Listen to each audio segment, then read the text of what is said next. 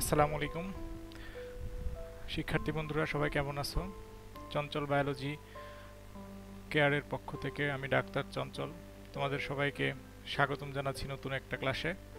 আজকে আমরা আলোচনা করব জেএসসি বিজ্ঞান অধ্যায়ের দ্বিতীয় অধ্যায় জীবের বৃদ্ধি এবং বংশগতি নিয়ে।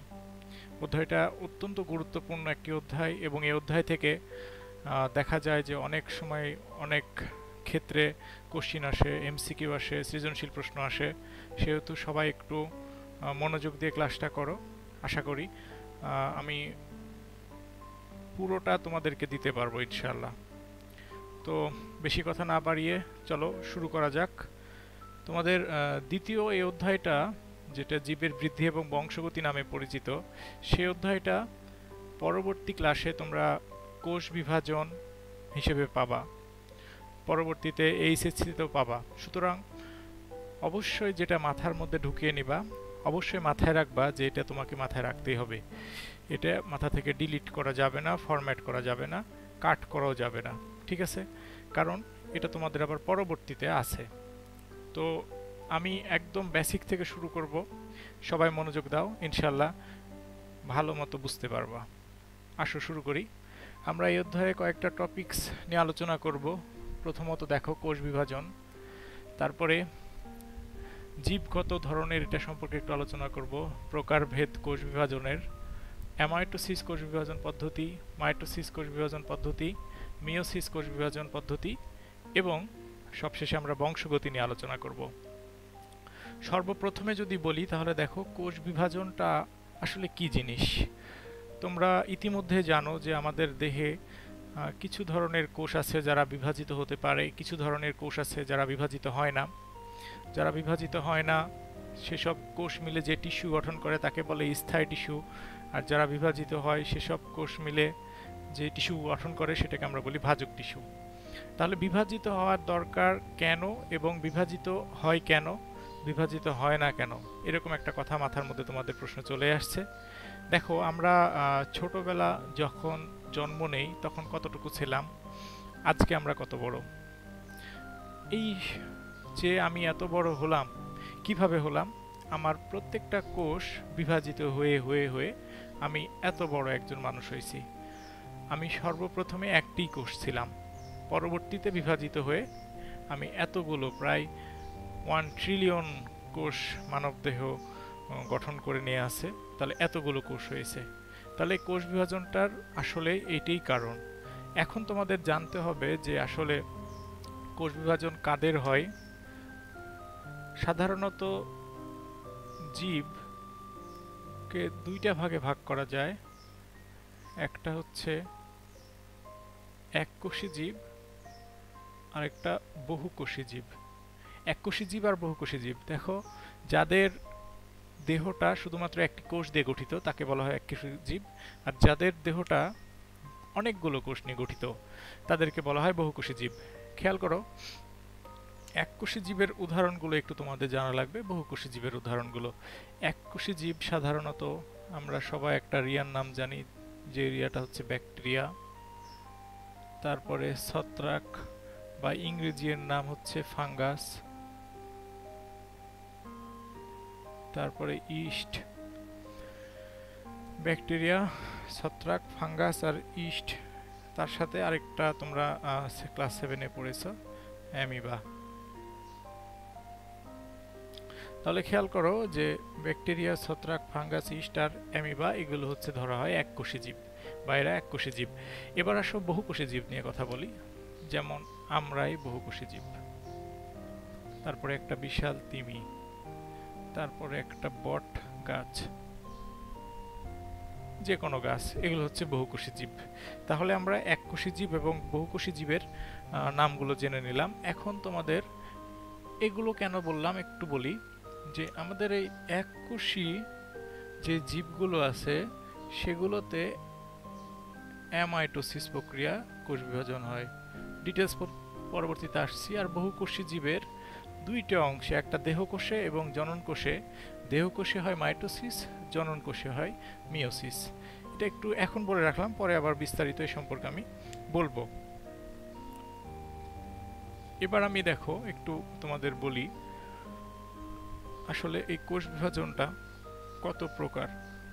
তোমরা একটু কনফিউশন হয়ে যাও। কোষ বিভাজনটা হচ্ছে 3 প্রকার: অ্যামাইটোসিস,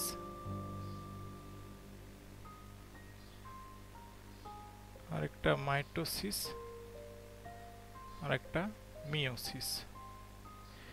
তাহলে কোষ বিভাজন আমরা দেখলাম 3 প্রকার: অ্যামাইটোসিস এবং মাইটোসিস এবং মিওসিস। তার মধ্যে যদি বলে যে খুবই গুরুত্বপূর্ণ কোষ বিভাজন কয়টা, তাহলে সেখানে অবশ্যই বলবা মাইটোসিস এবং মিওসিস। এটা হচ্ছে প্রাণী কোষের জন্য গুরুত্বপূর্ণ। আর অ্যামাইটোসিসটা হচ্ছে এককোষী জীব, যারা নিম্ন শ্রেণীর জীব তাদের জন্য গুরুত্বপূর্ণ। তবে অনেক বইয়ে লেখা থাকতে পারে যে মাইটোসিস এবং মিওসিসই হচ্ছে কোষ বিভাজন।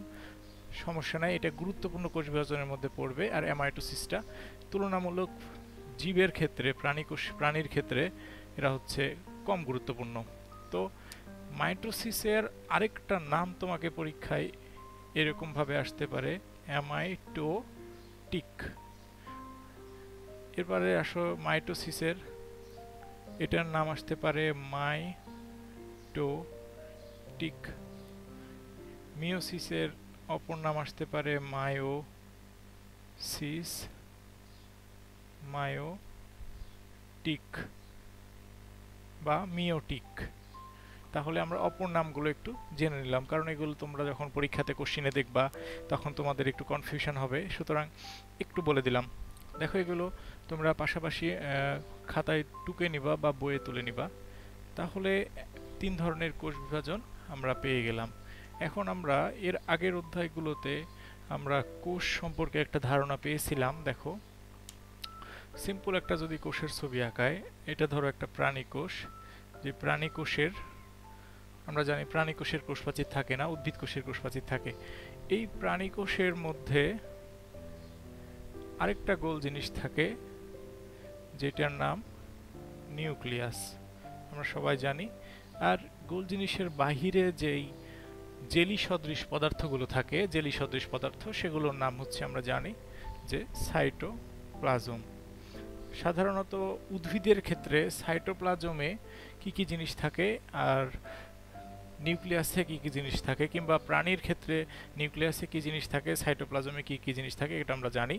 যে নিউক্লিয়াসের মধ্যে আবার আমরা জানি যে nucleus, nuclear reticulum, nucleoplasm, nuclear membrane আর নিউক্লিওলাস, 4টার সমন্বয়ে গঠিত। আর সাইটোপ্লাজমের মধ্যে যে অঙ্গাণুগুলো ভেসে ভেসে বেড়ায়, সেই অঙ্গাণুগুলোর আমরা নাম জানি।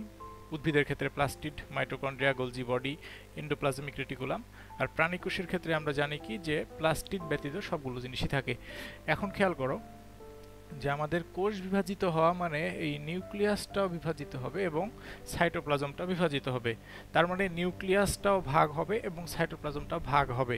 তাহলে সাইটোপ্লাজম ভাগ হওয়া মানে কি, যে সাইটোপ্লাজমের মধ্যে অনেকগুলো যে জিনিসগুলো আছে সেগুলো ভাগ হবে। আর নিউক্লিয়াস ভাগ হওয়ার মানে নিউক্লিয়াসের মধ্যকার জিনিসগুলো ভাগ হয়ে যাবে। এখন এটা সম্পর্কে আমি পরবর্তীতে বিস্তারিত আসছি। এ পর্যায়ে আমরা এখন আলোচনা করব যে তোমার এই কোষ বিভাজনের প্রকারভেদ সম্পর্কে গেল, তারপরে নিউক্লিয়াস সম্পর্কে গেল। এবার আমরা একটু অ্যামাইটোসিস কোষ বিভাজন পদ্ধতিটা একটু জেনে নেই বিস্তারিতভাবে। অ্যামাইটোসিসটা বলার আগে আরেকটা জিনিস তোমাদের বলি, যে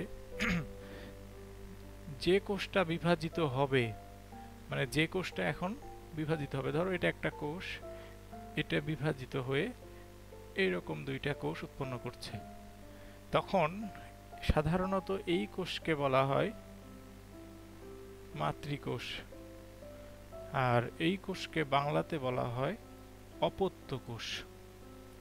তাহলে খেয়াল করো যে মাতৃকোষ থেকে অপত্য কোষ, তার মানে মাতৃকোষ থেকে বাচ্চা কোষ তৈরি হচ্ছে। এই মাতৃকোষকে ইংরেজিতে বলে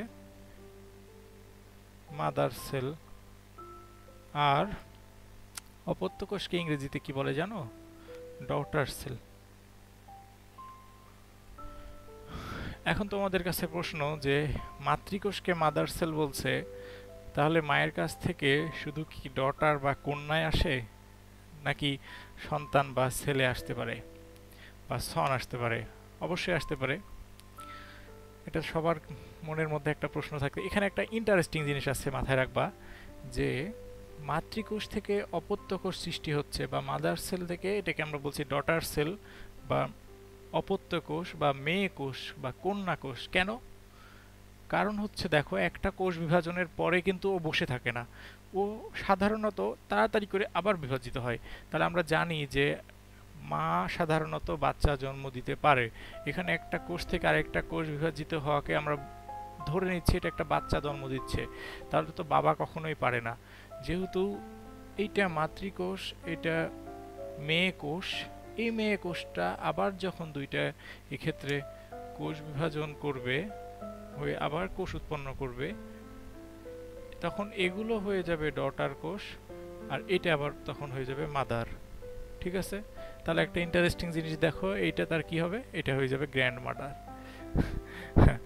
গ্র্যান্ড মাদার। তাহলে খেয়াল করো যে আমরা এই সম্পর্কে একটু পেয়ে গেলাম যে যে কোষটা বিভাজিত হবে তাকে বলা হয় মাতৃকোষ, আর যে কোষটা বিভাজিত হয়ে উৎপন্ন হচ্ছে তাকে বলা হয় ডটার কোষ বা অপত্য কোষ। এটা মাথায় রাখবা। এখন অ্যামাইটোসিস কোষ বিভাজন সম্পর্কে আমরা একটু বিস্তারিত জানবো। দেখো, সাধারণত কোষ বিভাজন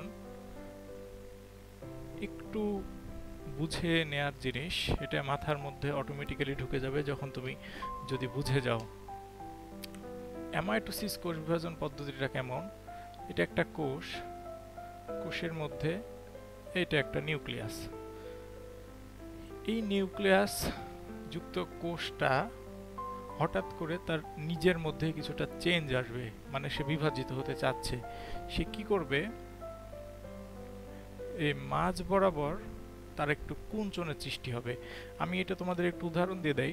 তোমরা যখন চুইংগাম খাবা, অথবা তোমার বাসায় যখন তোমার মা রুটি বা আটা একটু ইয়ে করবে রুটি করার জন্য, তখন দেখবা যে একটু টান দিলে মাঝখানে চিকন হয়ে তারপরে ছিঁড়ে যায়। ঠিক এই জিনিসটাই তোমার এখানে ঘটে। দেখো যে এই গোল জিনিসটা দুই পার্শ্ব থেকে হালকা টান আসে, টানের সৃষ্টি হয়, দিয়ে এই যে এই নিউক্লিয়াসটাও এখন বড় হওয়া শুরু হবে। পরবর্তীতে এই নিউক্লিয়াসটা লম্বা হচ্ছে, এই জায়গাটাতে আরো খাঁজের সৃষ্টি হয়ে যাবে, নিউক্লিয়াসটাও অনেক লম্বা হবে, দুই দিকে সরে যাবে। পরবর্তীতে এইটা ছিঁড়ে যাবে, মাঝখান থেকে ছিঁড়ে এইটা একটা কোষ, এইটা একটা কোষ। তাহলে খেয়াল করো যে এই যে একটা কোষ থেকে দুইটা কোষ উৎপন্ন হলো, এখানে কোনো ধাপের মধ্যে বা ঝামেলার মধ্যে যায়নি, জাস্ট মাঝ বরাবর একটু চিকন হয়ে সংকুচিত হয়ে দুই ভাগে ভাগ হয়ে গেল। এবং এক্ষেত্রে নিউক্লিয়াসটা একটু ডাম্বেলের আকার ধারণ করো। ডাম্বেল সবাই চেনো তোমরা, যেটা দিয়ে অনেকে জিম করে। ডাম্বেলের মাঝখানে ধরা হয়, দুই পাশে ভারী ভারী ওজন থাকে, এটা দিয়ে জিম করা হয়। তাহলে অনেক সময় পরীক্ষায় আসে যে অ্যামাইটোসিস কোষ বিভাজন প্রক্রিয়া কাকে বলে। তাহলে যে কোষ বিভাজন প্রক্রিয়ায় একটি কোষ সরাসরি কোনো পর্যায় ছাড়াই বিভাজিত হয়ে দুইটি অপত্য কোষ উৎপন্ন করে, তাকেই অ্যামাইটোসিস কোষ বিভাজন প্রক্রিয়া বলে। কাদের ঘটে? ওই যে আমরা পড়লাম এককোষী জীব, তাদেরই অ্যামাইটোসিস প্রক্রিয়া ঘটে। যেমন ব্যাকটেরিয়া, ছত্রাক, ইস্ট, অ্যামিবা, এদের হচ্ছে অ্যামাইটোসিস প্রক্রিয়ায় কোষ বিভাজনটা হয়ে থাকে। এক্ষেত্রে পরীক্ষায় প্রচুর ইম্পর্টেন্ট যে নিউক্লিয়াসটা কিসের মতো দেখায়? ডাম্বেলের মতো দেখায়। এ কোষ বিভাজনকে আরেকটা কি বলে? ইংরেজিতে একটা নাম আছে তার, অ্যামাইটোসিস, আর বাংলাতে তাকে বলা হয় প্রত্যক্ষ কোষ বিভাজন প্রক্রিয়া বা সরাসরি কোষ বিভাজন প্রক্রিয়া। প্রত্যক্ষ আর পরোক্ষ মানে আমরা সবাই জানি। কেউ হয়তো কাউকে পছন্দ করে, ডাইরেক্টলি তাকে যে বলে দিল, এটা প্রত্যক্ষ। আর কারো মাধ্যম দিয়ে বললো, মোবাইলের মাধ্যম দিয়ে, বান্ধবীর মাধ্যম দিয়ে, বন্ধুর মাধ্যম দিয়ে, সেটা হচ্ছে পরোক্ষ। এটা আমরা জানি। তাহলে খেয়াল করো, প্রত্যক্ষ কোষ বিভাজন মানে কেন হলো প্রত্যক্ষ? যে এটা কোনো ধাপের মধ্যে ঢুকছে না, জাস্ট মাঝখান বরাবর একটু কুঞ্চনের সৃষ্টি হচ্ছে, একটু ভাঁজের সৃষ্টি হচ্ছে, খাঁজের সৃষ্টি হচ্ছে, হয়ে দুইটা আলাদা হয়ে যাচ্ছে। এই কারণে এই কোষ বিভাজনটাকে বলা হয় প্রত্যক্ষ কোষ বিভাজন প্রক্রিয়া। ঠিক আছে? তাহলে অ্যামাইটোসিস সম্পর্কে যদি পরীক্ষায় এটা অনুধাবনমূলক অনেক সময় আসে, খ নম্বরে আসে, তারপরে সৃজনশীল ক্ষেত্রে ক নম্বরেও আসতে পারে অ্যামাইটোসিস কাকে বলে। তারপরে দেখা যায় যে এখানে আবার এমসিকিউতে আসে যে কোথায় ঘটে, নিউক্লিয়াসটা দেখতে কেমন। তাহলে তোমরা এখান থেকে অ্যান্সারটা অবশ্যই করে ফেলবা। এরপরে অ্যামাইটোসিস সম্পর্কে এইটুকু তথ্য জানলেই হবে। এরপরে তোমাদের আলোচনা করব মাইটোসিস সম্পর্কে। মাইটোসিস কোষ বিভাজন সম্পর্কে আলোচনা করতে হলে প্রথমে জানতে হবে মাইটোসিস কোষ বিভাজন প্রক্রিয়াটা কি, মাইটোসিস কোষ বিভাজনটা কাকে বলে। তাহলে তোমরা সংজ্ঞাটা বইয়ে আছে কিংবা একটু অগোছালোভাবে আছে, একটু গুছিয়ে নিবা। যে কোষ বিভাজন প্রক্রিয়ায় একটি মাতৃকোষ বিভাজিত হয়ে দুইটি অপত্য কোষের সৃষ্টি করে, তাহলে একটা থেকে দুইটা হলো। এরপরে কয়েকটা কথা, যে অপত্য কোষের ক্রোমোজোম সংখ্যা মাতৃকোষের সমান সমগুণ সম্পন্ন হয়। এই তো, তাহলে যে কোষ বিভাজন প্রক্রিয়ায় একটি মাতৃকোষ বিভাজিত হয়ে দুইটি অপত্য কোষের সৃষ্টি করে এবং অপত্য কোষের ক্রোমোজোম সংখ্যা মাতৃকোষের সমান হয় এবং সমগুণ সম্পন্ন হয়, এটা একটু খেয়াল করবা। এখন এইটা একটু ছবির মাধ্যমে যদি আমি দেখাই, দেখো এইটা একটা কোষ, সাধারণত ডিপ্লয়েড কোষে মাইটোসিস ঘটে, দুইটি অপত্য কোষ উৎপন্ন করলো। তাহলে দেখো মাইটোসিস, এটা হচ্ছে মাইটোসিস প্রক্রিয়া, যে একটা কোষ থেকে দুইটি কোষ হবে এবং দুইটি কোষের মধ্যে এটা অপত্য কোষ, এগুলো অপত্য কোষ। অপত্য কোষের দেখো ডিপ্লয়েড, এখানেও ডিপ্লয়েড মাতৃকোষেও, তাহলে ক্রোমোজোম সংখ্যার কোনো চেঞ্জ হয়নি। এখন যেহেতু ক্রোমোজোম সংখ্যা সমান রেখে বিভাজিত হতে হবে, তার মানে একটু প্যাঁচালো আছে, সুতরাং এই বিভাজনটা অ্যামাইটোসিসের মতো অত সহজ না।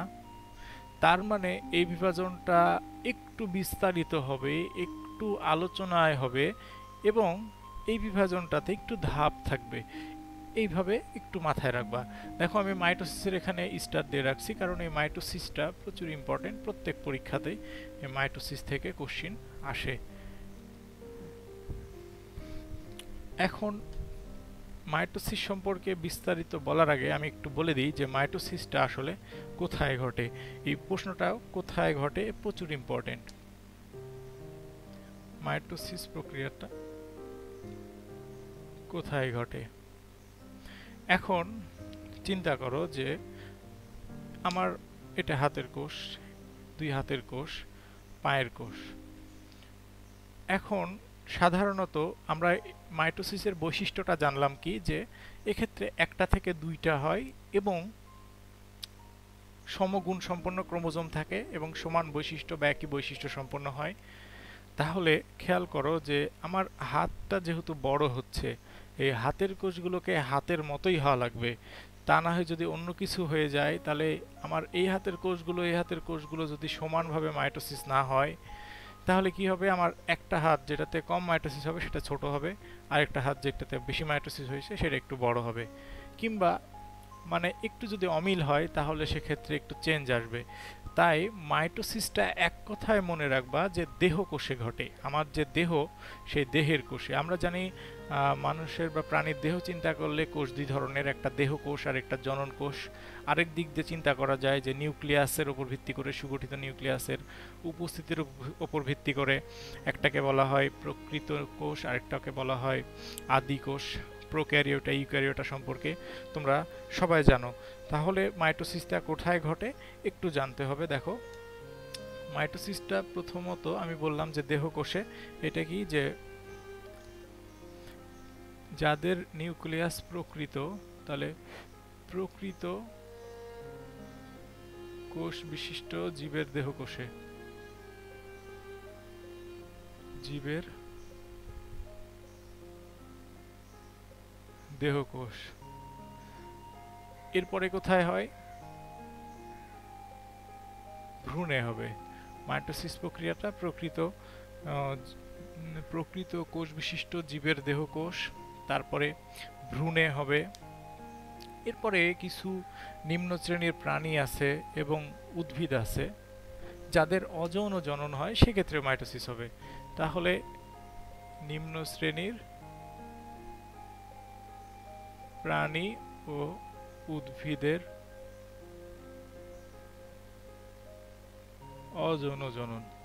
তাহলে মাইটোসিস প্রক্রিয়াটা দেখা গেছে কি, যে সাধারণত এখানে ঘটে। ঠিক আছে, এটা তোমরা বইয়ে পেয়ে যাবা, একদম মুখস্থ করে নেবা, কারণ এখান থেকে প্রচুর এমসিকিউ আসে কিংবা অনুধাবনমূলকে আসতে পারে যে মাইটোসিস প্রক্রিয়াটা কোথায় ঘটে। এরপরে যদি আমি বলি মাইটোসিস প্রক্রিয়া সম্পর্কে বিস্তারিত, তাহলে দেখো মাইটোসিস প্রক্রিয়াটা আমি একটু আগে বললাম যে একটু যেহেতু সমগুণ সম্পন্ন হতে হবে, একই রকম হতে হবে, তাহলে কি করতে হবে? আচ্ছা, তোমার ধরো দুই ভাই বোন আছো, তোমার ভাইয়াকে একজন মানে মা, তোমার মা কি করছে যে একটা পিঠা বানিয়ে দিয়েছে, তুমি তোমার মাকে বললা যে আম্মা ঠিক ওই রকম ভাবে আরেকটা পিঠা আমাকে বানিয়ে দাও। তাহলে দেখবা যে বিষয়টা কত কঠিন হয়ে যায়।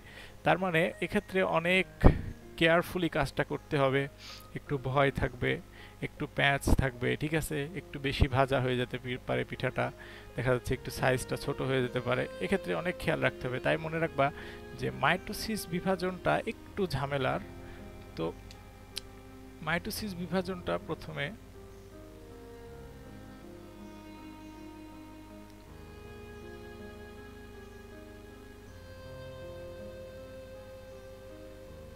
মাইটোসিস বিভাজনটা দুইটা ধাপে বিভক্ত বা দুইটা পর্যায়ে বিভক্ত, একটা ক্যারিওকাইনেসিস আর একটা সাইটোকাইনেসিস,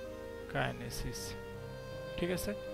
তাহলে দেখো, ক্যারিওকাইনেসিস আর সাইটোকাইনেসিস, একটা কোষের মধ্যে দুইটা অংশ থাকে, এটা আমরা জানি, যে সাইটোপ্লাজম আর নিউক্লিয়াস। তাহলে আমি প্রথমে বলেছি যে নিউক্লিয়াসটাকেও বিভাজিত হতে হবে, সাইটোপ্লাজমটাকেও বিভাজিত হতে হবে। তাহলে মাইটোসিস প্রক্রিয়াটা এই দুইটা ধাপে সম্পন্ন হবে। একটা হচ্ছে ক্যারিওকাইনেসিস, যেটাকে আমরা বলি নিউক্লিয়াসের বিভাজন, আর সাইটোকাইনেসিস নামের সাথে মিল আছে। আর এইখানে দেখো ক্যারিওকাইনেসিস, আমরা জানি ক্যারিওটা বলতে কিন্তু নিউক্লিয়াস বোঝায়, ঠিক আছে, ক্যারিওটা। তো এটা হচ্ছে সাইটোপ্লাজমের বিভাজন, ঠিক আছে? তাহলে মাইটোসিস প্রক্রিয়াটা যদি পরীক্ষায় আসে কয়টি ধাপে বিভক্ত? জাস্ট দুইটি ধাপে বিভক্ত, একটা হচ্ছে ক্যারিওকাইনেসিস আর একটা সাইটোকাইনেসিস। এরপরে ক্যারিওকাইনেসিস মানে যেহেতু নিউক্লিয়াসের বিভাজন, একটু চিন্তা করো যে নিউক্লিয়াসটা কেমন। নিউক্লিয়াসটা ছবিটা একটু মাথার মধ্যে নিয়ে আসো, দেখো যে বাইরের দিকে নিউক্লিয়ার মেমব্রেন, তারপরে কিছু কিছু জায়গায় নিউক্লিয়ার রন্ধ্র আছে। এখন নিউক্লিয়ার মেমব্রেন, নিউক্লিয়ার রন্ধ্র, নিউক্লিওলাস, নিউক্লিওপ্লাজম, এই জিনিসগুলো নিউক্লিয়াসের মধ্যে আছে। তাহলে চিন্তা করো নিচে ভেতরে যে নিউক্লিয়ার রেটিকুলামগুলো আছে বা ক্রোমাটিন জালিকা, এক একটা প্যাচের সাথে অনেক প্যাচ হয়ে আছে।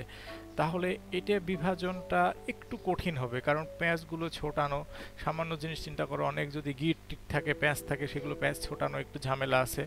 তো এইভাবে মনে রাখবা যে ক্যারিওকাইনেসিসটা একটু বড় হবে, ক্যারিওকাইনেসিস ধাপটা একটু বড় হবে, আর সাইটোকাইনেসিসটা মোটামুটি সহজ হবে। একটু উদাহরণ দিয়ে দিই, দেখো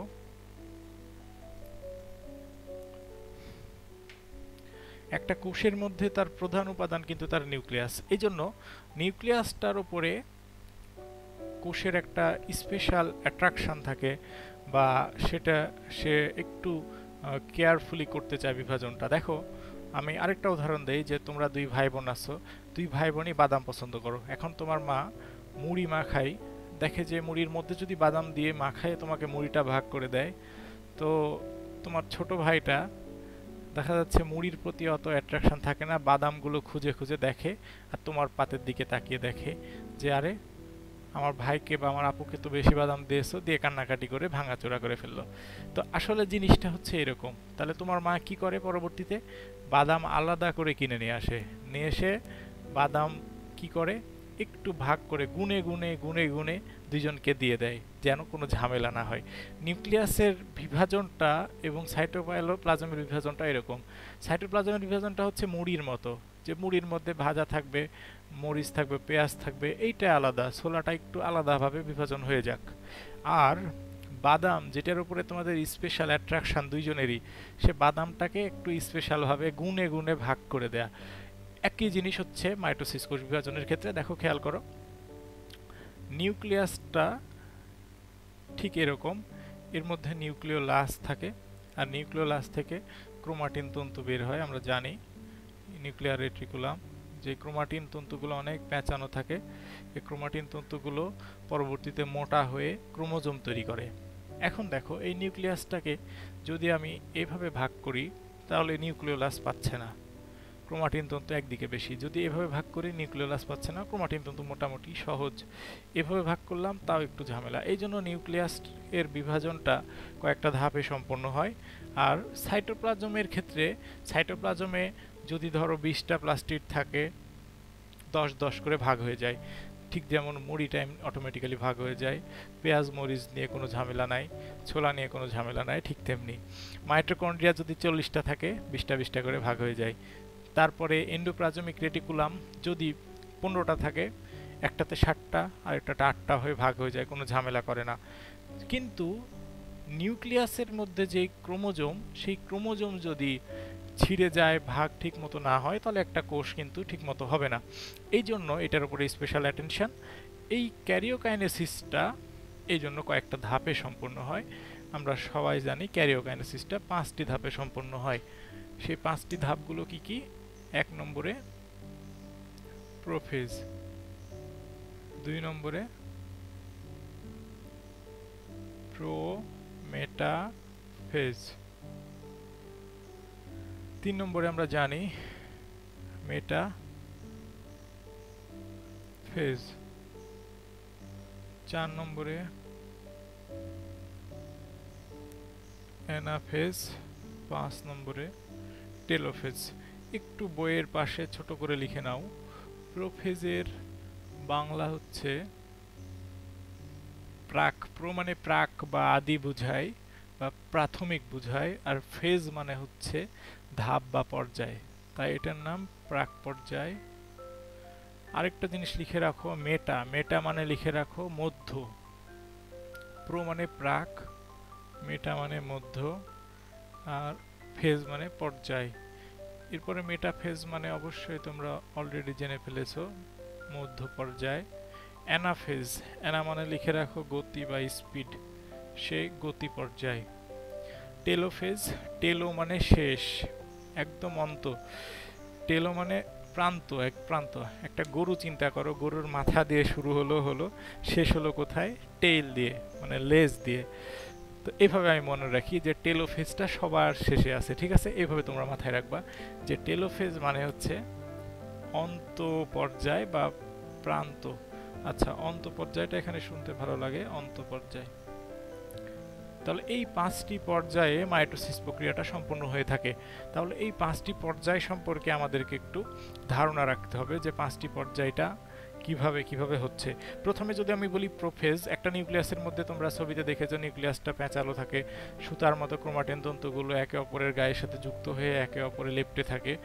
তো এই ক্ষেত্রে মনে রাখবা যে প্রোফেজ ধাপটা সম্পর্কে তোমাদেরকে একটু এখন বলি যে প্রোফেজ ধাপ, তোমাদের বইয়ে দেখবা 2 ধরনের ছবি দেওয়া আছে, একটা উদ্ভিদ কোষ আর একটা প্রাণী কোষ। উদ্ভিদ কোষের কোষ প্রাচীর আঁকাতে হয়, তার বাইরে আরেকটা লেয়ার দিতে হয়, একটু কঠিন। তাই প্রাণী কোষটা আঁকাবা কম্পাস দিয়ে একদম গোল করে, কোনো কোষ প্রাচীর আঁকাতে হবে না, তোমার সময়টা বাঁচবে। আমাদের অ্যাটেনশন থাকবে কি যে আমরা সময়টাও যেন বাঁচে, পাশাপাশি আমরা যেন লেখাটাও শেষ করতে পারি এবং আমাদের লেখাটাও যেন কোনো ভুল না হয়। তাহলে খেয়াল করো যে আমরা কিন্তু প্রাণী কোষটা আঁকাবো। তোমরা বইয়ে দেখবা যে ক্ষেত্রে কয়েকটা ছবি আছে। হ্যাঁ, যদি 2টা ছবি দিতে পারো খুবই ভালো, প্রথম অবস্থা আর শেষ অবস্থা যদি দিতে পারো খুবই ভালো। আর যদি না দিতে পারো তাহলে শেষ অবস্থাটা ছবি দিবা, যে কোষের মধ্যে দেখা যাচ্ছে নিউক্লিওলাস,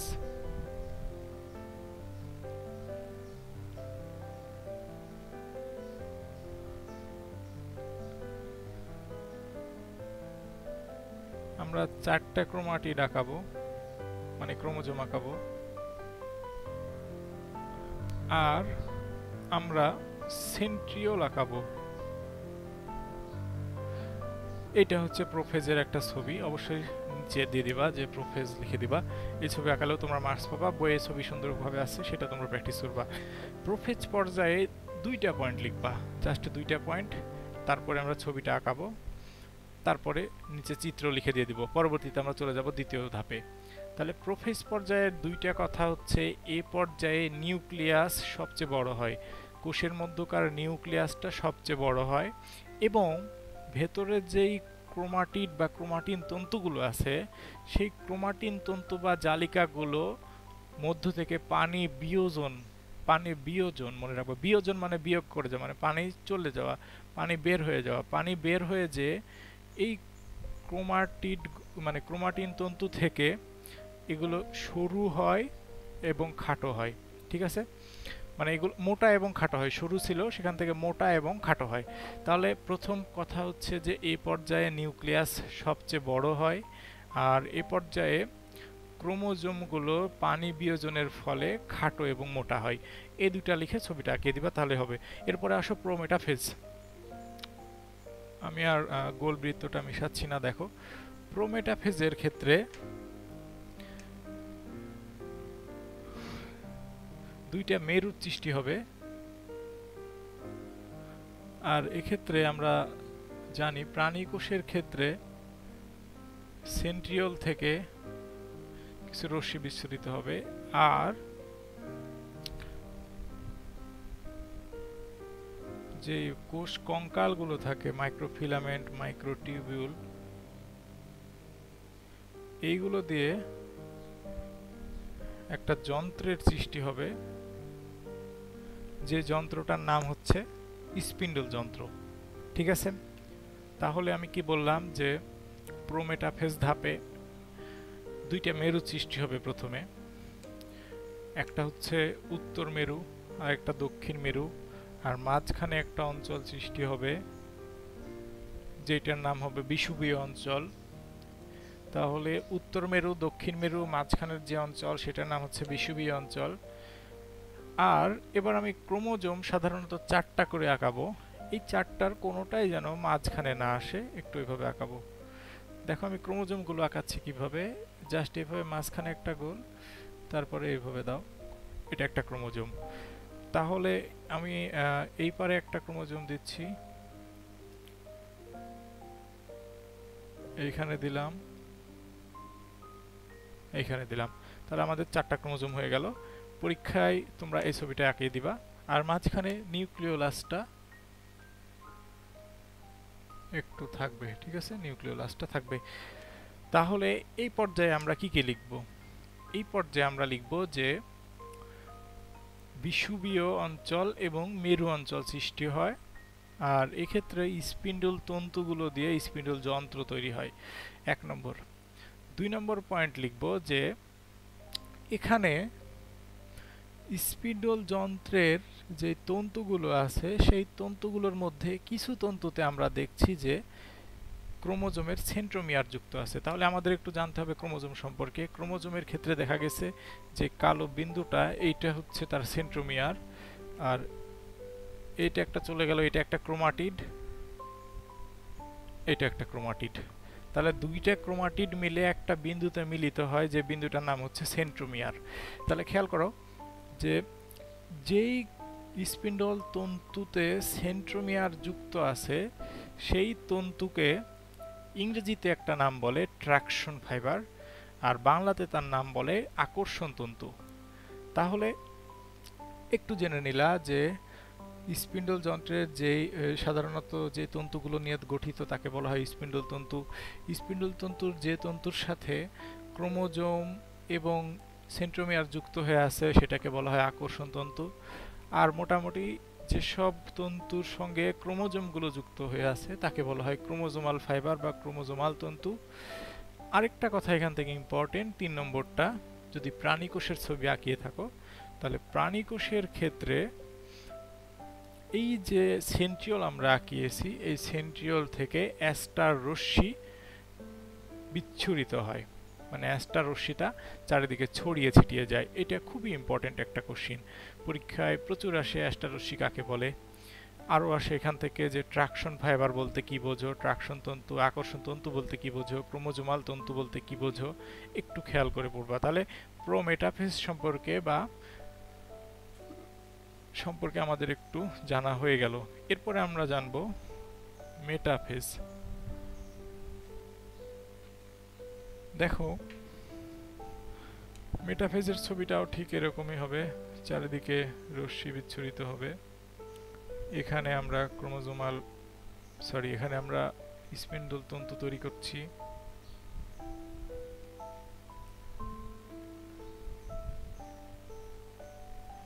একটু সময় নিয়ে আঁকাবা, তাহলে ছবিগুলো ভালো হবে। মেটাফেজ সম্পর্কে দুইটা কথা আমরা মনে রাখবো। মেটাফেজ সম্পর্কে দুইটা কথা মনে রাখবো, দিয়ে দুইটা কথা। একটা হচ্ছে মাঝখানে, আরেকটা হচ্ছে মোটা। এই দুইটা কথা মনে রাখবো, তাহলেই হবে। মাঝখানে আর মোটা। অনেক সময় আমি এই পর্যায়টাকে আদর করে ডাকি যে মোটা ফেজ। ঠিক আছে, তোমরাও মনে রাখার সুবিধার্থে মোটা ফেজ বলে ডাকতে পারো। দেখো, এই পর্যায়ে আমি এই যে বিষুবীয় অঞ্চলটা আঁকিয়েছিলাম, এই পর্যায়ে সবগুলো ক্রোমোজোম চলে আসবে মাঝখানে। তাহলে এইটা একটা ক্রোমোজোম,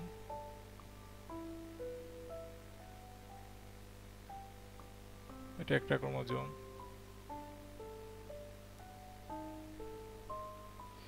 এটা একটা ক্রোমোজোম, সরি। তাহলে 1 নম্বর পয়েন্ট লিখবা যে মেটাফেজ দশায় বা মেটাফেজ ধাপে সবগুলো ক্রোমোজোম মাঝখানে অবস্থান করে, এবং এই ক্রোমোজোমগুলো তুলনামূলক একটু মোটা হয়। মোটা করবা কিভাবে? ডাবল করে দিবা, মোটা করবা, ডাবল করে দিবা। তাহলে এই পর্যায়ে ক্রোমোজোমগুলো একটু তুলনামূলক মোটা হয়। আসলে আসলে জিনিসটা তোমাদের একটু বুঝায় দেখো, যে একটা ক্রোমোজোম থেকে আবার দুইটা ক্রোমোজোম হবে, তার মানে একটা কোষ থেকে দুইটা কোষ হবে, তার মানে কোষটা বাচ্চা দিবে। আর আমরা জানি যে তোমাদের আশেপাশের কারো যদি বাচ্চা হয়, দেখবা যে একটু পেটটা বেড়ে গেছে বা প্রেগনেন্ট অবস্থায় একটু মোটা হয়ে গেছে। তবে আবার ছেলে মানুষের দিকে তাকায় বলো না, ওটা কিন্তু ভুঁড়ি, ওটা আবার মনে করো না প্রেগনেন্ট হয়ে গেছে। তো খেয়াল করো যে যেই কোষটা বাচ্চা দিবে তার ক্রোমোজোমগুলো একটু মোটা হবে, সেই ধাপটা হচ্ছে এটা মেটাফেজ ধাপ। মেটাফেজ ধাপে কি হবে? ক্রোমোজোমগুলো মাঝখানে অবস্থান করবে এবং ক্রোমোজোমগুলো তুলনামূলক একটু মোটা হবে আর একটু খাটো হয়ে যাবে। আর আরেকটা স্পেশাল তথ্য ক্ষেত্রে মনে রাখতে হবে, পরীক্ষায় প্রচুর আসে, যে এই পর্যায়ে নিউক্লিওলাসটার সম্পূর্ণ বিলুপ্তি ঘটে। এখানে আমরা কোনো নিউক্লিওলাস আঁকাবো না, সম্পূর্ণ বিলুপ্তি ঘটে গেছে নিউক্লিওলাসের। ঠিক আছে, তাহলে পরীক্ষাতে অনেক সময় শুধু মেটাফেজ দশাও আসে, পরীক্ষাতে অনেক সময় শুধু অ্যানাফেজ দশাও আসে, পরীক্ষাতে শুধুমাত্র প্রোমেটাফেজটাও আসে দেখা গেছে, আবার পুরোটাও আসতে পারে। সুতরাং একটু ধারণা রাখতে হবে, একটু ক্লিয়ার থাকতে হবে। এবার আমি আরেকটু তোমাদের এক্সট্রা একটু বুঝিয়ে দিই। দেখো যে এটা একটা ক্রোমাটিড, এটা একটা ক্রোমাটিড, আরেকটা ক্রোমোজোম আঁকালাম। দেখো এটা একটা ক্রোমাটিড, এটা তো ক্রোমাটিড আবার দুই ধরনের, একটা হচ্ছে সিস্টার ক্রোমাটিড আর একটা নন সিস্টার ক্রোমাটিড। দেখো যে এটা যদি মা ধরি, এটাকে মা ধরি, এরা দুইজন মা, দুইজন মায়ের 4টা সন্তান। তো এই মায়ের 2টা সন্তান, এইটা একটা সন্তান, এটা একটা সন্তান, এরা দুইজন এক মায়ের, তাহলে কি এরা বোন কিনা?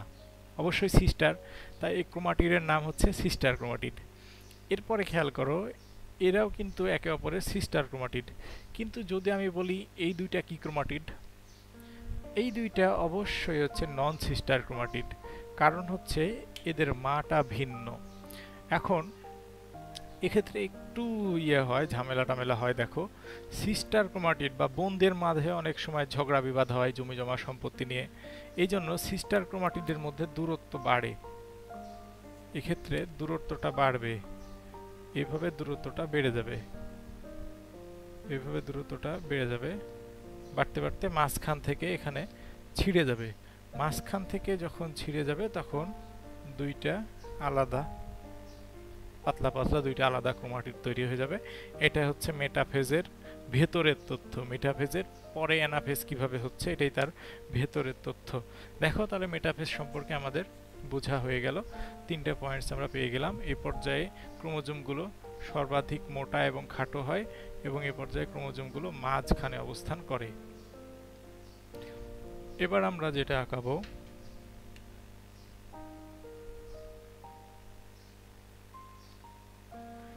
অ্যানাফেজ। খুবই খুবই খুবই গুরুত্বপূর্ণ একটা ধাপ।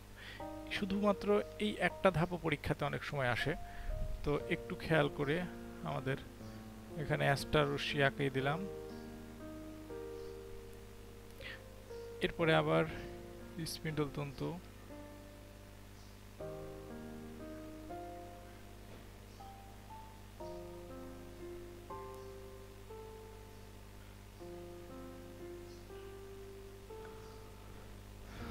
দেখো এই স্পিন্ডল তন্তুগুলো এইরকম। এবার কোনোটাকে আমাদের মাঝখানে দেওয়া যাবে না, একটু ছবিগুলো কিন্তু মাথায় রাখতে হবে যে কোনটাতে আমি মাঝখানে দেব কোনটাতে দিব না। আমরা এখানে একটু আগে আঁকিয়েছিলাম যে দুইটা বাচ্চা বাচ্চা ক্রোমাটিড উৎপন্ন হলো, ক্রোমোজোম উৎপন্ন হলো। সেই ক্রোমোজোমগুলো তাহলে আমরা এর আগের ছবিগুলোতে আঁকিয়েছিলাম কয়টা, মোট 8টা করে, মানে 8টা ক্রোমাটিড 4টা ক্রোমোজোম। এবার সেখান থেকে বাচ্চা দিয়ে ডাবল হয়ে যাবে, হয়ে 8টা ক্রোমোজোম হয়ে যাবে। 8টা ক্রোমোজোমের 4টা যাবে উপরের দিকে,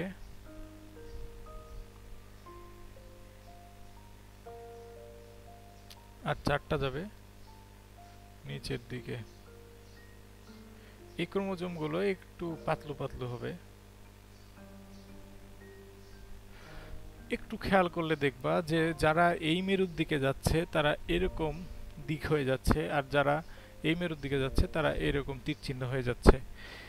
তো এটা একটু দেখো, খেয়াল করো যে যখন ক্রোমোজোমগুলো যে মেরুর দিকে যাওয়া শুরু করবে তারা সেই মেরুর দিকে হয়ে যাবে। আমি যদি তোমরা দেখেছো বাংলা সিনেমাতে নায়িকা যখন দৌড়ায় তখন তার চুলগুলো কি হবে, পেছনের দিকে উঠবে নাকি সামনের দিকে বলো তো? তার মাথাটা থাকবে সামনে আর চুলগুলো সব পেছনে উঠবে। ঠিক জিনিসটা এরকম যে এরা ক্রোমাটিডগুলো এই মাঝখানে ছিল এতক্ষণ, এখান থেকে মেরুর দিকে খুবই দ্রুত গতিতে যাওয়া শুরু করেছে। এই জন্য এই পর্যায়ের নামটা কিন্তু গতি পর্যায়। তাহলে এই গতি পর্যায়ে অতি দ্রুত যখন যাচ্ছে তখন তারা এরকম আকার ধারণ করছে, বিভিন্ন আকার ধারণ করছে, এবং তাদের দিকটা হচ্ছে এদিকে। এই জন্য সেন্ট্রোমিয়ারটা থাকবে সামনের দিকে, আর তাদের ক্রোমাটিডগুলো বা এদেরকে বাংলাতে বাহুও বলা হয়, বাহুগুলো থাকবে পেছনের দিকে। তাহলে সেন্ট্রোমিয়ারটা হবে অগ্রগামী আর বাহুগুলো হবে অনুগামী। এবার খেয়াল করো যে এই ক্রোমোজোমগুলো যখন মেরুর দিকে যায় তখন তারা বিভিন্ন আকার ধারণ করে। সেই আকারের উপর ভিত্তি করে ক্রোমোজোমকে 4টা ভাগে ভাগ করা হয়েছে। আকারগুলো একদম সিরিয়ালি মনে রাখবা।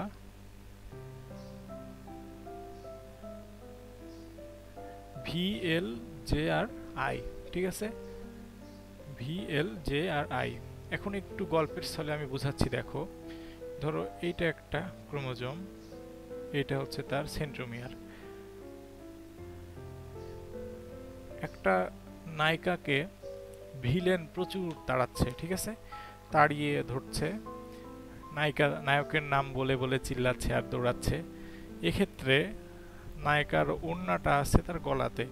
সাধারণত মেয়েরা ওড়না যখন গলায় দেয় তখন দুই পাশে সমান করে পেছনে ছেড়ে দিল। তো দেখো এইটা যদি তার গলা ধরা হয়, সে যখন দৌড়াবে তখন চিত্রটা হয়ে যাবে এইরকম। দৌড়ালে যদি এদিকে দৌড়ায় তাহলে বাতাস লেগে ওড়নাগুলো পেছনে সমান হয়ে দুই দিকে উড়বে। তাহলে খেয়াল করো এটাকে যদি আমি একটু উল্টায়া দিই তাহলে দেখতে ভি এর মতো লাগছে। যেহেতু সেন্ট্রোমিয়ারটা মাঝখানে, সেন্ট্রোমিয়ারটা একটা ক্রোমোজোমের মাঝখানে, এই জন্য মেটা, মেটা মানে মাঝখান বা মধ্য। আর সেন্ট্রোমিয়ার যেহেতু মাঝখানে আছে তাই কেন্দ্রিক বা সেন্ট্রিক। সেন্ট্রিক মানে হচ্ছে কেন্দ্র করে আছে। তাহলে এই ক্রোমোজোমটার নাম হবে কি? Metacentric chromosome. দেখতে কিসের মতো হবে? ভি এর মতো। এরপরে দেখো যে এই যখন ভিলেন আরো তাড়াচ্ছে, নায়িকাটা যখন আরো দৌড়াচ্ছে, তখন চিত্রটা হবে কি? একদিকে বেশি চলে যাবে, আরেক দিকে কম। ওড়নাটা এবার যখন বেশি দৌড়াবে তখন ওড়নাটা কি হবে? একটু এক সাইডে চলে যাবে, বাতাসের কারণে এক সাইডে চলে যাবে। এক সাইডে যখন বেশি চলে গেল তখন আমরা ছবিটা এইভাবে আঁকতে পারি যে এদিকে চলে গেছে, এটাকে একটু ঘুরিয়ে এভাবে আঁকায় যদি, তাহলে দেখতে এল এর মতো লাগছে।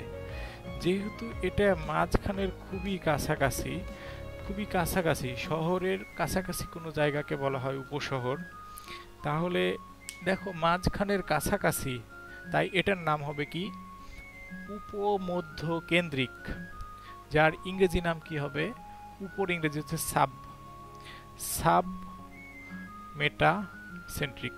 ক্লিয়ার? তাহলে দেখো যে দেখতে এল এর মতো, এটার নাম কি সাবমেটাসেন্ট্রিক।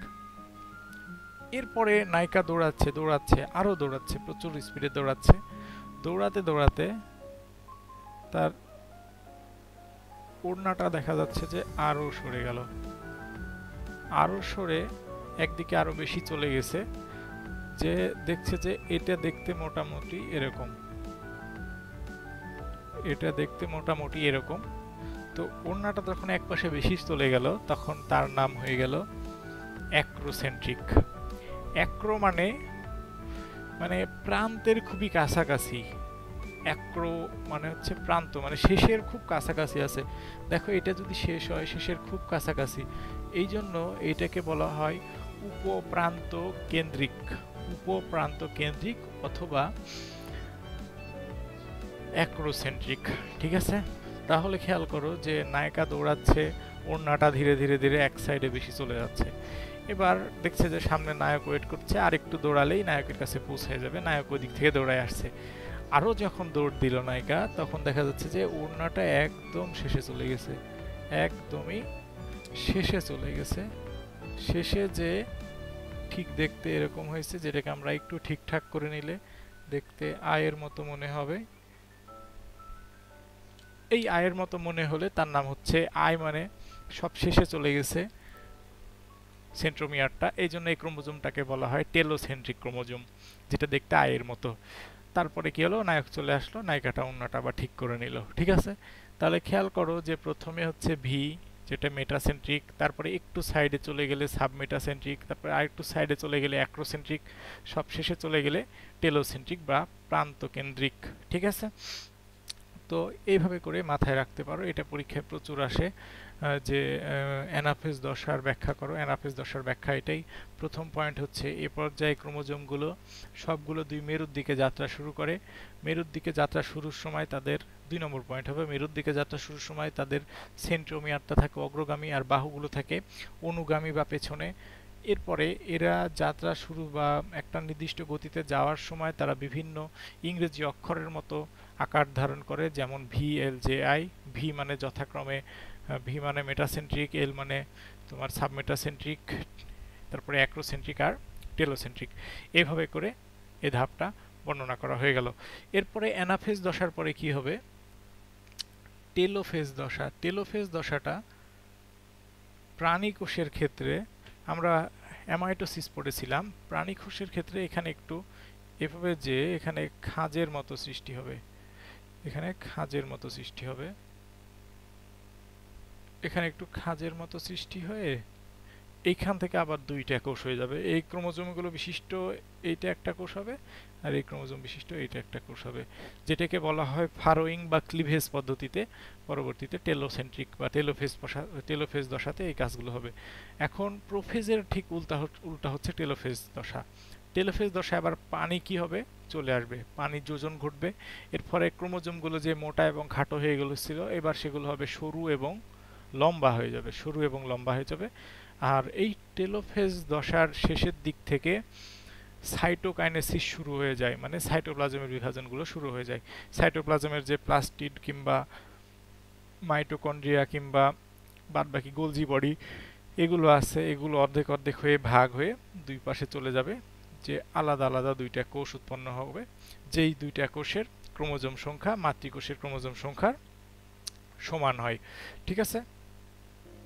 এরপরে দেখো যে মাইটোসিস প্রক্রিয়াটা কোথায় ঘটে, এই কথাটা আমি বলেছি, কিন্তু কোথায় কোথায় ঘটে না এই কথাটা বলা হয়নি। তো আসলে মাইটোসিসটা কোথায় ঘটবে না, কোথায় ঘটের মধ্যে আমরা কি কি বলেছিলাম তোমাদের হয়তো মনে আছে। এরপরে কোথায় ঘটে না যদি বলি, তাহলে দেখো যে মাইটোসিস প্রক্রিয়াটা সাধারণত তোমরা অবশ্যই জানো যে স্নায়ু কোষ বা স্নায়ু কোষ আছে আমাদের, যেটাকে বলা হয় নিউরন। সেই নিউরনে মাইটোসিস ঘটে না, বা নিউরনের কোনো কোষ বিভাজনই ঘটে না। কেন ঘটে না তোমরা ক্লাস 9-এ যে জানবা, যে ক্ষেত্রে সক্রিয় সেন্ট্রিওল থাকে না, এই জন্য এক্ষেত্রে মাইটোসিসের কোষ বিভাজনটা নিউরনে ঘটছে না। তারপরে তোমরা দেখবা যে পরিণত লোহিত রক্তকণিকায়, পরিণত লোহিত রক্তকণিকাতে দেখা গেছে যে মাইটোসিস ঘটে না। তাহলে এরপরে দেখবা যে অনুচক্রিকাতে মাইটোসিস ঘটে না। অনুচক্রিকা বা যেটাকে আমরা ইংরেজিতে বলে থাকি প্লেটিলেট, সেখানেও মাইটোসিস ঘটে না। এরপরে দেখবা যে তোমাদের যেটা আমাদের স্থায়ী টিস্যুগুলো, স্থায়ী টিস্যুর কোষগুলোতেও মাইটোসিস ঘটে না। তাহলে মাইটোসিস কোথায় ঘটে না আমরা জেনে নিলাম। এরপরে আমরা যেটা জানবো সেটা হচ্ছে মিওসিস সম্পর্কে। মিওসিস কোষ বিভাজন প্রক্রিয়াটা, এটাও খুবই গুরুত্বপূর্ণ একটা প্রক্রিয়া, কিন্তু তোমাদের জেএসসি বা এসএসসি লেভেলে মিওসিস কোষ বিভাজন প্রক্রিয়াটা সম্পর্কে ডিটেলস বলা নাই। এটা সম্পর্কে এইচএসসিতে বিস্তারিত বলা আছে। দেখো মিওসিস কোষ বিভাজন পদ্ধতিটা আসলে কি, এটার প্রথমে সংজ্ঞা আমাদের জানতে হবে। সংজ্ঞাটা খুব সুন্দর করে লিখে নিতে পারো। যে কোষ বিভাজন প্রক্রিয়ায় একটি মাতৃকোষ বিভাজিত হয়ে এখানে 4টি অপত্য কোষের সৃষ্টি করবে, 4টি অপত্য কোষের সৃষ্টি করবে, এবং অপত্য কোষের ক্রোমোজোম সংখ্যা মাতৃকোষের ক্রোমোজোম সংখ্যার অর্ধেক হয়ে যাবে। তাহলে বুঝতে পারলা এক্ষেত্রে অর্ধেক হয়ে যাচ্ছে, সেই কোষ বিভাজন প্রক্রিয়াটাকেই মিওসিস কোষ বিভাজন প্রক্রিয়া বলে। তাহলে এই ক্ষেত্রে যদি আমি একটা চিত্র আঁকাই, দেখো এটা একটা কোষ, এটা বিভাজিত হয়ে 4টি অপত্য কোষের সৃষ্টি করবে। এই 4টি অপত্য কোষের ক্রোমোজোম সংখ্যা মাতৃকোষের ক্রোমোজোম সংখ্যার অর্ধেক হবে।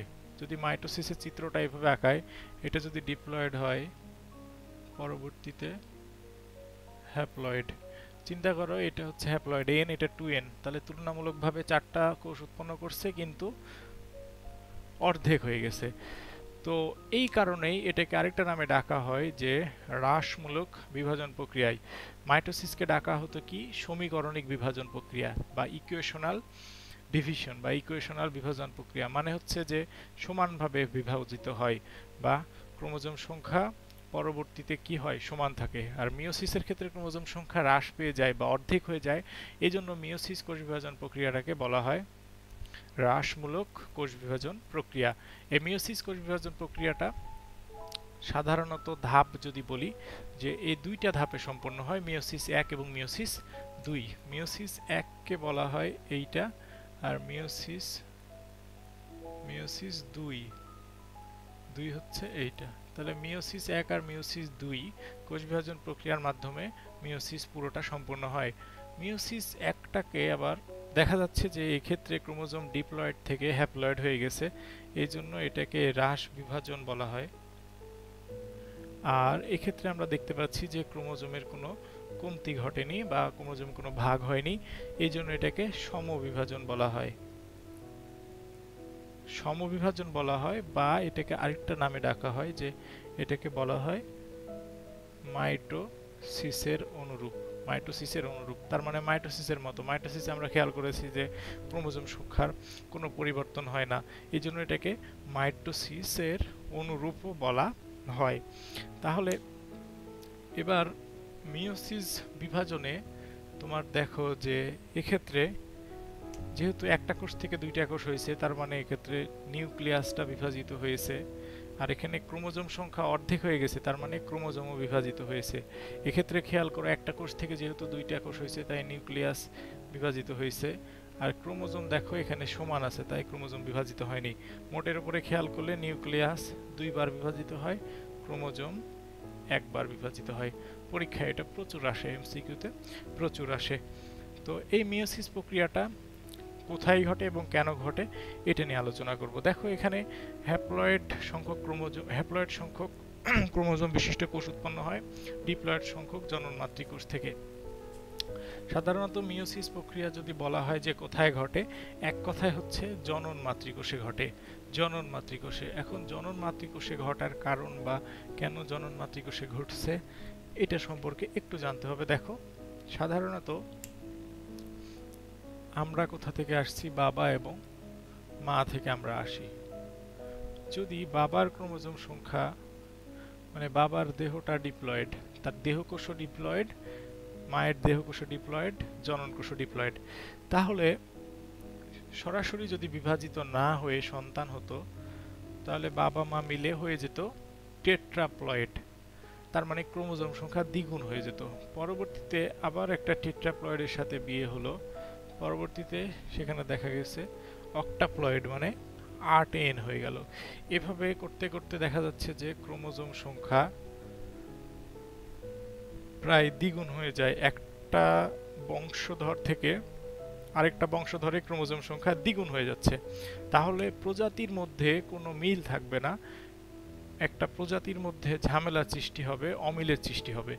এক্ষেত্রে মিওসিস কোষ বিভাজনটা যদি ঘটানো যায়, এখানে মিওসিস ঘটালে আমরা একটু আগে দেখলাম যে ডিপ্লয়েড থেকে হ্যাপ্লয়েড করে, এখানে আরেকবার মিওসিস ঘটালাম, দেখলাম যে হ্যাপ্লয়েড করে ফেললো। তাহলে দুইজনের যেহেতু দুইজনকে লাগবেই, সেহেতু দুইজন থেকেই নেওয়া হলো, কিন্তু অর্ধেক অর্ধেক বৈশিষ্ট্য নেওয়া হলো।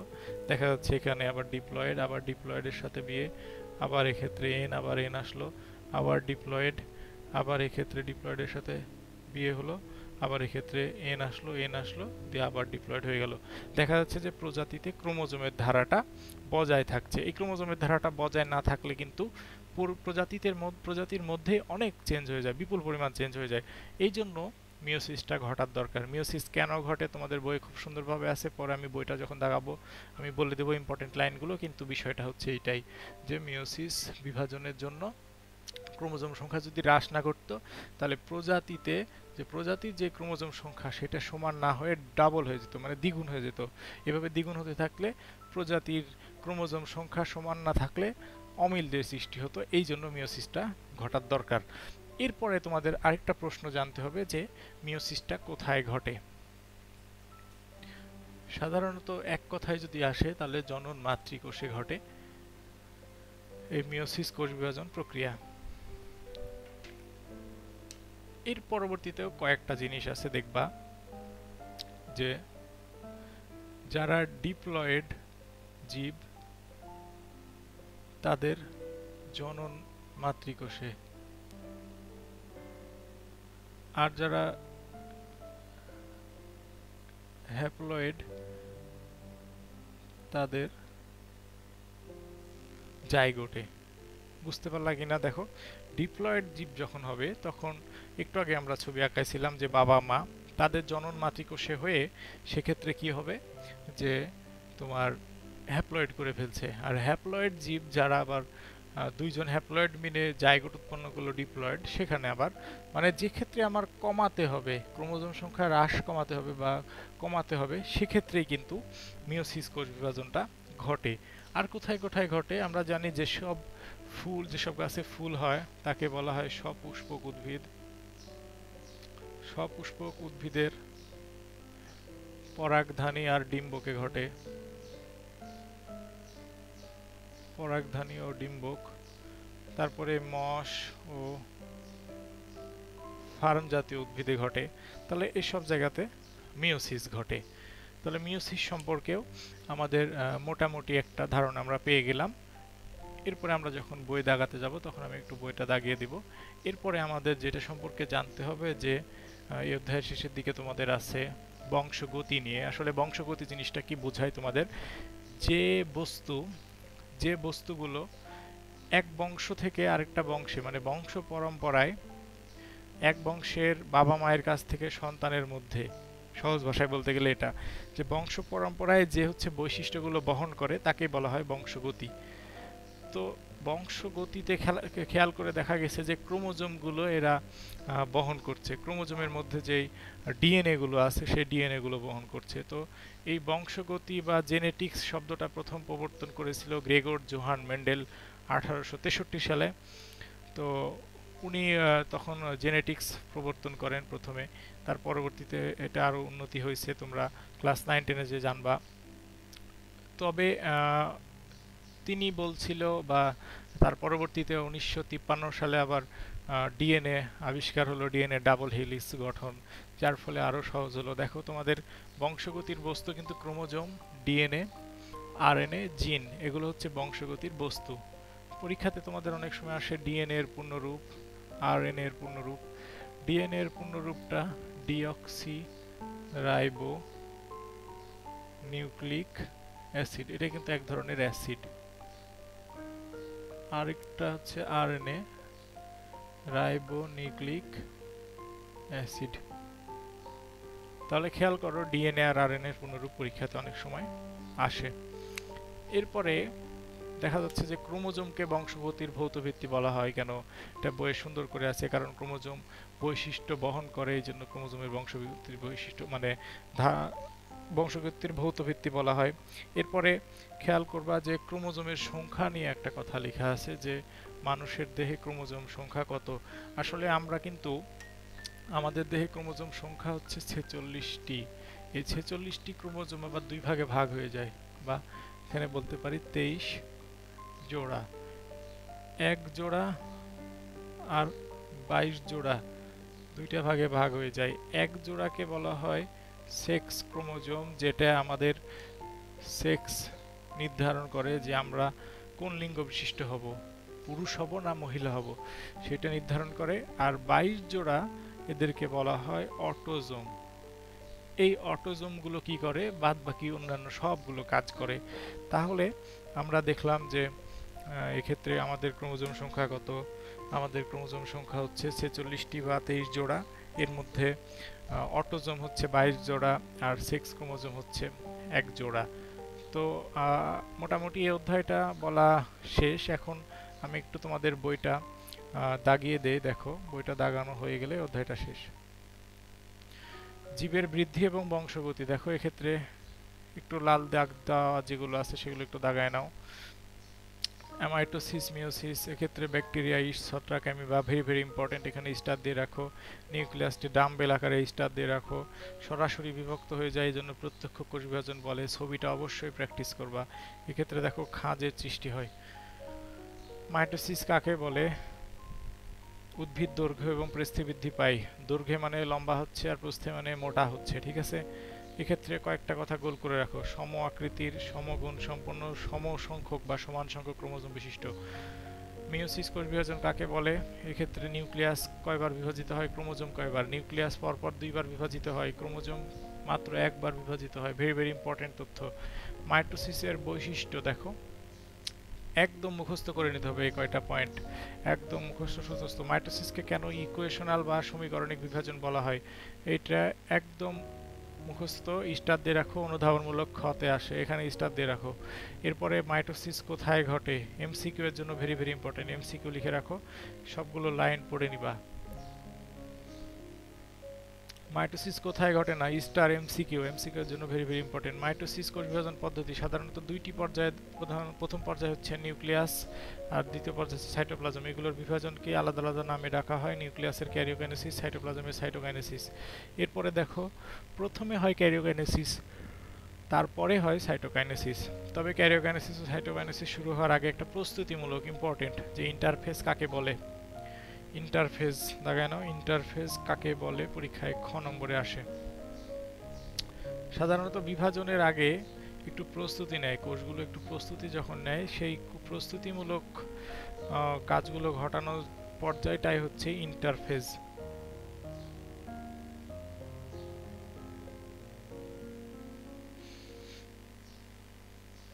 এরপরে ক্যারিওকাইনেসিস, আমরা জানি ক্যারিওকাইনেসিস 5টি ধাপে সম্পন্ন হয়ে থাকে বা বিভক্ত হয়ে থাকে।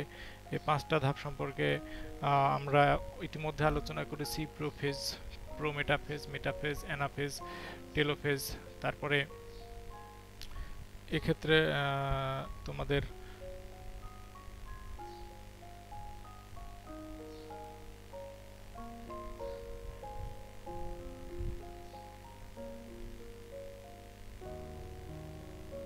একটু সমস্যা করছে সফটওয়্যারটা, একটু ওয়েট করো। হ্যাঁ দেখো, ক্যারিওকাইনেসিস এগুলোর ধাপগুলো চলে আসছে, এগুলো একদম মুখস্থ। প্রোফেজ হচ্ছে সবচেয়ে দীর্ঘস্থায়ী ধাপ, এমসিকিউতে আসে। ছবি যদি আঁকাতে চাও প্রাণী কোষের ছবি আঁকানোই সহজ হবে বলে আমি মনে করি। তারপরে দেখো এক্ষেত্রে দুইটা পয়েন্ট একদম মুখস্থ, পানি বিয়োজন হয় এক্ষেত্রে, ঠিক আছে। প্রোমেটাফেজ দেখো স্বল্পস্থায়ী, সবচেয়ে স্বল্পস্থায়ী ধাপ কোনটি? প্রোমেটাফেজ পরীক্ষায় আসে, এই পয়েন্টগুলো মুখস্থ করে নিবা। অ্যাস্টার রশ্মির কথা পরীক্ষায় প্রচুর আসে, যে অ্যাস্টার রশ্মি কাকে বলে। যেখানে কোষের উত্তর মেরু এবং উত্তর মেরু থেকে দক্ষিণ মেরু পর্যন্ত কতগুলো তন্তুর আবির্ভাব ঘটে, মাকুর আকৃতি ধারণ করে। মাকুর জিনিসটা কি একটু তোমাদের বলে রাখি, যে মাকু হচ্ছে কি, যে যখন যখন মাঝখানে মোটা আর দুই দিকে চিকন হয় তখন তাকে বলা হয় মাকু। মাঝখানে মোটা আর দুই দিকে যখন চিকন হয় তখন তাকে বলা হয় মাকু। তো এই মাকু আকৃতির দেখবা যে উত্তল লেন্স মাকু আকৃতির হয়। তারপরে মানুষের যখন পেশি পড়বা তখন ধারণা আসবে যে পেশিগুলো মাকু আকৃতির, অনৈচ্ছিক পেশিটা মাকু আকৃতির হয়ে থাকে। তো ওই সম্পর্কে আমি এখন ডিটেলস বলছি না। দেখো প্রোমেটাফেজের পরে মেটাফেজ দশা একটা খেয়াল করো। এক্ষেত্রে স্পিন্ডল যন্ত্রের বিষুবীয় অঞ্চলে আসে, মানে মাঝখানে চলে আসে, সেন্ট্রোমিয়ার সাথে যুক্ত থাকে। ক্রোমোজোমগুলো সবচেয়ে খাটো এবং মোটা দেখায়, ভেরি ভেরি ইম্পর্টেন্ট। অ্যানাফেজের ক্ষেত্রে খেয়াল করো এখানে দুই ভাগে ভাগ হয়ে যায়। এক্ষেত্রে ক্রোমাটিড অপত্য ক্রোমোজোম বলে প্রতিটি ক্রোমাটিডকে, এবং মেরুর দিকে থাকে, বাকিগুলো অর্ধেক অন্য মেরুর দিকে থাকে। ভিএল যে আই আকৃতি ধারণ করে, এগুলো লিখে নেবা, মেটাসেন্ট্রিক, সাবমেটাসেন্ট্রিক, অ্যাক্টোসেন্ট্রিক আর টেলোসেন্ট্রিক। এরপরে টেলোফেজ দশায় কি হবে? পানির যোজন ঘটবে, নিউক্লিওলাসে নিউক্লিয়ার পর্দা আবার পুনরায় চলে আসবে এবং ক্যারিওকাইনেসিসের শেষ পর্যায়ে এক্ষেত্রেই দেখা গেছে যে সাইটোকাইনেসিস শুরু হয়ে যায়। তারপরে দেখো যে কোষ প্লেট পরবর্তীতে আবার কোষ প্রাচীর গঠন করে, মাতৃকোষ থেকে দুইটি অপত্য কোষের সৃষ্টি হয়ে যায়। প্রাণী কোষের ক্ষেত্রে দেখো খাঁজ তৈরি হচ্ছে বা ফারো তৈরি হচ্ছে, যে ফারোইং পদ্ধতি বলা হচ্ছে। দেখো এই ক্ষেত্রে ক্লিভেজ বা ফারোইং পদ্ধতিতে সাইটোকাইনেসিস হয়। মিওসিস কেন হয়? স্টার দিয়ে রাখো, পরীক্ষায় প্রচুর আসে। মিওসিস কেন হয় এটা অনুধাবনমূলকে আসে, আমি বুঝিয়েছি। দেখো এই ক্ষেত্রে সেটাই লেখা আছে। এক্ষেত্রে দেখো জনন মাতৃকোষ যদি মা বাবার কাছ থেকে মিওসিসের মাধ্যমে এক্ষেত্রে হ্যাপ্লয়েড না হতো, তাহলে জাইগোট কিন্তু ডিপ্লয়েড হতো না। ডিপ্লয়েড না হয়ে এখানে 2n2n থেকে আসলে টেট্রাপ্লয়েড হয়ে যেত, বংশ পরম্পরায় টিকে থাকতে পারতো না। মিওসিসের বৈশিষ্ট্য ভেরি ভেরি ইম্পর্টেন্ট। মিওসিস কোথায় ঘটে? ইম্পর্টেন্ট, দাগায় নাও। মিওসিস কোষ বিভাজন, মিওসিস 1 আর মিওসিস 2। মিওসিস 1 এ সাধারণত মাইটোসিসের অনুরূপ হচ্ছে মিওসিস 2 তে, আর মিওসিস 1 এ একটা হ্রাসমূলক বিভাজন ঘটে, 4টি অপত্য কোষের সৃষ্টি হয়। ছবিটা এটা দেখে নাও, এটা হ্রাস বিভাজন, এটা সমবিভাজন। এরপরে বংশগতি সম্পর্কে দেখো, মাতা পিতার বৈশিষ্ট্য যে প্রক্রিয়ায় সন্তান সন্ততিতে সঞ্চারিত হয় তাকে বংশগতি বলে। এটা ক নম্বরে প্রচুর আসে। বংশগতির ধারণা কে দিয়েছে? Gregor Johann Mendel. এই জন্য মেন্ডেলকে কি বলা হয়? জিনতত্ত্বের জনক। কত সালে দিয়েছে? 1863 সালে। ক্রোমোজোম কাকে বলে? দেখো সুতার মতো যে অংশগুলো জীবের বংশগত বৈশিষ্ট্য বহন করে তাদেরকে ক্রোমোজোম বলে। প্রতিটি ক্রোমোজোমের কয়টা অংশ থাকে? প্রধান দুইটা অংশ, একটা ক্রোমাটিড আর সেন্ট্রোমিয়ার। মাইটোসিসে প্রোফেজ ধাপে প্রত্যেকটা ক্রোমোজোম লম্বালম্বি হওয়ার পরে সুতার মতো আকার ধারণ করে, তাকে বলা হয় ক্রোমাটিড। ক্রোমাটিড যেখানে যুক্ত থাকে সেক্ষেত্রে তাকে বলা হয় সেন্ট্রোমিয়ার। ডিঅক্সিরাইবোনিউক্লিক অ্যাসিড, এখানে আমি যেটা বোর্ডে লিখে দিলাম, এখানে ছোট করে লিখে নিবা। আরএনএ এখানে ছোট করে লিখে নিবা। ক্রোমোজোমের প্রধান উপাদান কিন্তু ডিএনএ, যাদের ডিএনএ থাকবে না তাদের হচ্ছে আরএনএ। আরএনএ থাকে কোথায়? তামাক গাছের মোজাইক ভাইরাস, এটাকে ইংরেজিতে বলা হয় টোবাকো মোজাইক ভাইরাস, টিএমভি। ক্রোমোজোমকে বংশগতির ভৌতভিত্তি বলা হয় কেন? স্টার দিয়ে রাখো, খ নম্বরে প্রচুর আসে। দেখো এখান থেকে শুরু করে এ পর্যন্ত লিখলেই হবে। এরপরে মানুষের দেহকোষে 46টি ক্রোমোজোম থাকে। এই অধ্যায়ে আমরা যা শিখলাম এগুলো সম্পর্কে আমরা অনেক শিখেছি। এরপরে খেয়াল করো যে আমরা আজকে মোটামুটি এই অধ্যায় সম্পর্কে একটা ধারণা পেলাম। তো আমি যতটুকু বলেছি সেটুকু যদি মনোযোগ দিয়ে শোনো, পাশাপাশি বইটা রিডিং পড়ো এবং বইটা আমার মতো করে দাগিয়ে নাও, তাহলে কিন্তু তোমরা পরীক্ষাতে অনেক ভালো করবে। সুতরাং তোমরা মনোযোগ দিয়ে পড়ালেখাগুলো করো আর ডক্টর চঞ্চল বায়োলজি কেয়ারের ভিডিওগুলো দেখতে থাকো। অসংখ্য ধন্যবাদ। আল্লাহ হাফেজ।